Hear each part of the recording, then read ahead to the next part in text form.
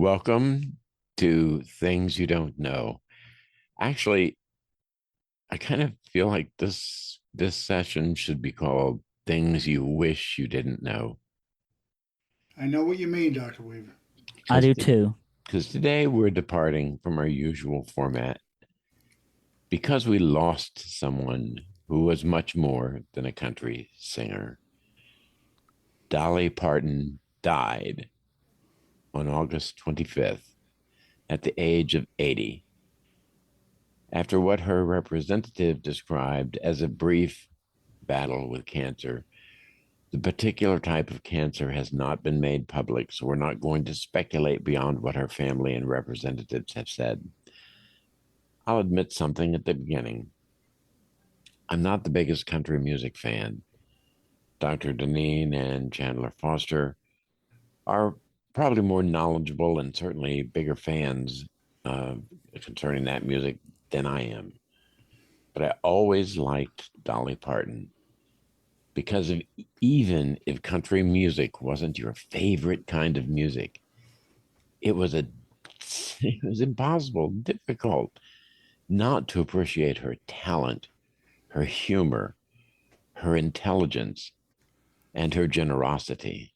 And Dr. Weaver, if I may, for those of us who are not only country music fans, but fans of her music, it's difficult to overstate what's been lost. Dolly wasn't just someone who recorded a long string of successful songs. She was one of the great American songwriters. Amen. She really was excellent at songwriting. I will say that, Dr. Janine, for sure. Many of those songs worked so well because she could take something very personal and make it understandable to almost anyone. She was born in Tennessee in 1946 and grew up in a very large, very poor family in the Great Smoky Mountains. There were 12 children, and Dolly frequently drew on that childhood in her songwriting. Her legendary work, Coat of Many Colors, for example, wasn't manufactured Nashville nostalgia. It grew directly out of memories of her family and their circumstances. That's right. And she was performing when she was still a child, appearing on local radio and television. And after finishing high school, she headed for Nashville. Her national breakthrough came in the late 1960s when she joined Porter Wagner's television program.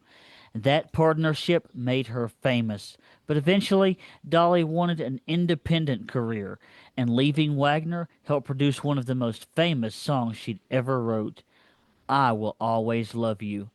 Now that's an important point here about Dolly Parton. People sometimes remember the voice, the wigs, the rhinestones, and the jokes, but underneath all of that was a very serious songwriter and an extremely shrewd professional. And that song demonstrates why someone like me who doesn't regularly listen to country music still knew her work. Whitney Houston later turned I Will Always Love You into an enormous pop hit, but Dolly wrote it. Her songs cross boundaries that the music business likes to put between country, pop, and other genres. Then there was Jolene, which may have been one of the most recognizable country songs ever recorded, and 9 to 5, which connected her music to a movie career and to the frustrations of working people, particularly women in the workplace. That film spoke to everybody. Her film career shouldn't be treated as a little sideline either. 9 to 5 was a major success. She later appeared in many other films, including Steel Magnolias in a serious role. She managed to become a recording star, songwriter, actress, television personality, and businesswoman without one career ever completely replacing the others. She understood her own image brilliantly. Dolly could joke about the hair, the clothes, and the exaggerated glamour before anyone else had the opportunity to make the joke at her expense. Behind that image was a brilliant woman who maintained unusual control over her career and, more importantly, over much of the music she'd written. Her honors eventually stretched far beyond country music. She entered the Country Music Hall of Fame, the Songwriters Hall of Fame, and despite initially wondering whether or not she belonged there, the Rock and Roll Hall of Fame too. She won multiple Grammy Awards and sold well over 100 million records. That's amazing, Chandler, isn't it? Yes, it is, Dr. Weaver. But I'd have to argue here that the statistics don't really explain her importance. Now, plenty of performers sell records, but very few remain recognizable and relevant across 6 or 7 decades. Think about that. While people weren't even born during their biggest hits, discover them and decide, hey, they like them too. And this is probably the part of her story that impressed me most. Dolly Parton didn't simply accumulate money and awards. No, she put a remarkable amount of that effort into giving something back. In 1995, she started the Imagination Library in her home county in Tennessee. The idea was beautifully simple: send free books to young children, regardless of their family's income.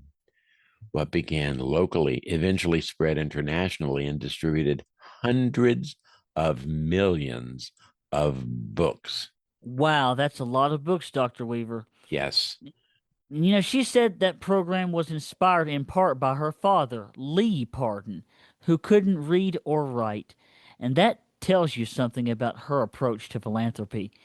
It wasn't just attaching her name to a fashionable cause, it came out of her own family's experience and from the heart as well.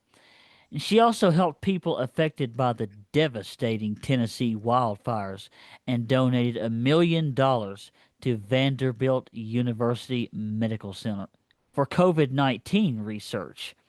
Her money helped support research connected with the Moderna vaccine. She had become one of those rare celebrities whose charitable work was nearly as recognizable as the entertainment career that made that charity work possible. And ladies and gentlemen, we shouldn't overlook what Dollywood meant to Eastern Tennessee. Dolly could have become famous, moved away, and treated her birthplace as just an amusing chapter in a biography. Instead, she invested heavily in the region and helped turn Dollywood into a major tourist destination and employer. She never seemed embarrassed by where she came from. She turned being a poor girl from the Tennessee mountains into part of her identity without romanticizing the fact that poverty could be difficult. Yeah, Dollywood was quite something. People, when she started it, didn't think it was going to go. Why would they have something in Tennessee?